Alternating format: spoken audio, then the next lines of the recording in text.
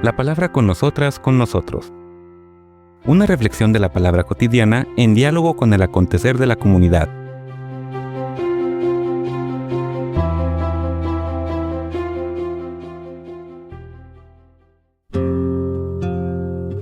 Hola, buenos días. Bienvenidas, bienvenidos a la palabra con nosotras, con nosotros.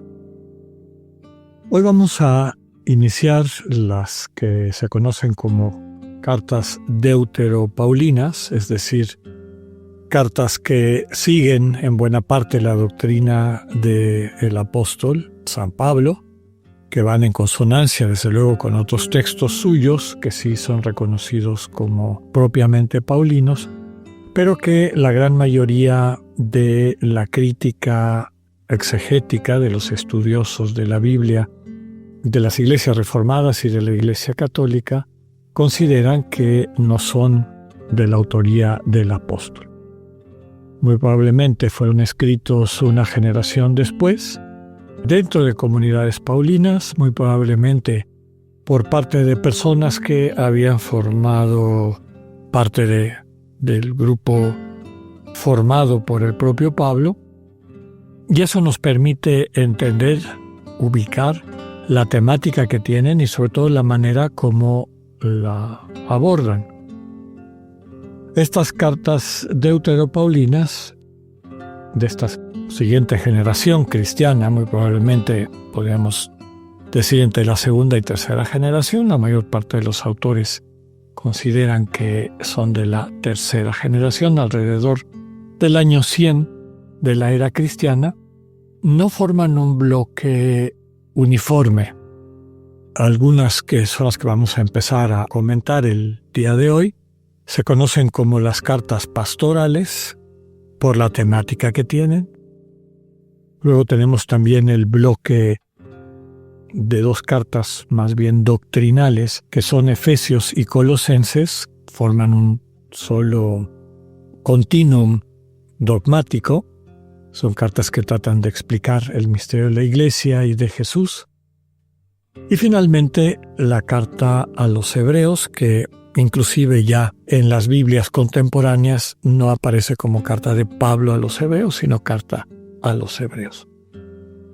El sentido de esta última carta del cuerpo deuteropaulino es tratar de acompañar a las comunidades de origen judío convertidas al cristianismo a entender en qué consiste el verdadero culto a Dios y la práctica religiosa. Parece que son comunidades que estaban como extrañando con nostalgia el templo de Jerusalén, el culto en el templo, el boato de lo que eso significaba. Y el centro de la carta lo que subraya es que para el cristiano el templo habita en cada persona y hay un solo sumo sacerdote que es Jesús. Y es la relación con el Señor, esta relación que transforma nuestro corazón y nos capacita para ser plenamente humano, plenamente una bendición para el mundo y para quienes nos rodean. Ese es el verdadero culto. Invitarles a no distraerse en esto otro. Como ven, hay estos tres bloques principales: cartas pastorales, cartas doctrinales y la carta a los Hebreos. Vamos a empezar presentando las cartas pastorales, que son tres. Dos dedicadas a Timoteo. Ahorita vamos a hablar un poquito de los destinatarios. Primera Timoteo, segunda carta a Timoteo y una dedicada a Tito. Se llaman cartas pastorales porque esta analogía indica están enviadas a los que han recibido una responsabilidad como pastores de la comunidad.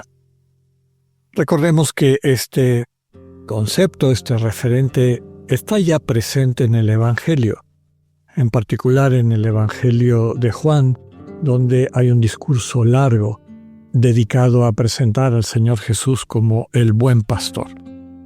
Sin lugar a dudas, su referente es de la cultura rural, campesina, pastoril de aquel entonces, donde pues el pastor, que muchas veces cuidaba, atendía le tomaba un cariño particularmente importante a sus rebaños, pues se dedicaba a llevarlos a los lugares apropiados, a que no les faltara agua, a protegerlos de las fieras que había, etcétera, etcétera. Entonces, esta imagen del pastor que cuida, del pastor que se involucra, del pastor que nutre, protege, hace todo lo posible para conseguir el bienestar de sus rebaños, pues se extrapola en primer lugar al Señor Jesús, que es el buen pastor, el que da la vida por sus ovejas, y eventualmente por aquellos que se sienten invitados o que reciben esta vocación de hacer lo mismo,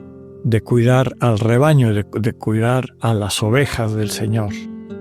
Recordemos la triple pregunta del capítulo 21 de Juan a Pedro, digamos el pastor por antonomasia después del Señor Jesús, cuando habiéndole preguntado de distintas maneras el Señor si lo amaba, si lo quería, a la respuesta afirmativa de Pedro, desde luego reconociendo sus propios límites, por 3 veces el Señor le refrenda su vocación y misión. Apacienta a mis ovejas, cuida a mis corderos, cuida a lo más preciado que tengo, a mi gente, al pueblo de Dios. Entonces, ese es el sentido de la temática. Desde entonces se utiliza este campo semántico de pastor, pastoral, etcétera, aplicado a la iglesia para describir esta relación de quien tiene un puesto de autoridad en esa iglesia, pero entendida esta autoridad básicamente como un servicio a la comunidad, protegiéndola, acompañándola, preocupándose que no le falte nada, tanto espiritual como corporalmente, que no le falte nada, y desde luego ya comentábamos, protegiéndola. Estas 3 cartas, primera y segunda Timoteo y la carta a Tito, tienen como tema principal la descripción de este ministerio, en qué consiste el ministerio de un pastor, las características que debe de tener quien es invitado a prestar este servicio, y finalmente algunas instrucciones sobre cómo acompañar a las comunidades y prestar este servicio, de cuidarlas, de fortalecerlas, de consolidarlas. Por todo esto, las 3 cartas son agrupadas como cartas pastorales. Otro de los elementos importantes para hacer esta agrupación es que tienen un estilo similar. Ya ahora, sobre todo con todos estos análisis que ya se hacían muchos años antes, décadas atrás, casi 4 décadas atrás, cuando estaba yo estudiando teología, hacíamos las cosas a mano. Ya existían estos análisis semánticos de los textos para ver qué tipo de palabras utilizaba, cuáles utilizaba con más frecuencia, qué tipo de giros de sintaxis, de expresiones, en fin.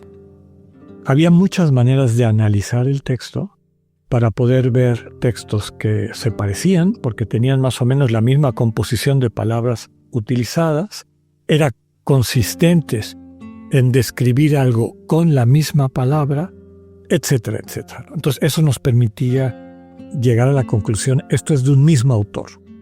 Pero de repente pasamos a otro texto y vemos que usa otras palabras, utiliza términos diferentes para describir un concepto, a diferencia en este caso de la manera como Pablo lo solía hacer en sus cartas reconocidas como auténticas o de su autoría, etcétera, etcétera. Había maneras de decir, esto no se parece a las otras cartas de Pablo por el lenguaje que utiliza y también algo por el contenido, ya lo veremos, pero sí se asemejan. Primera y segunda Timoteo y la carta a Tito se asemejan en estilo, en palabras, en composición, en mensaje, en doctrina. Mañana seguimos profundizando con estas cartas pastorales. Que tengan un buen día. Dios con ustedes.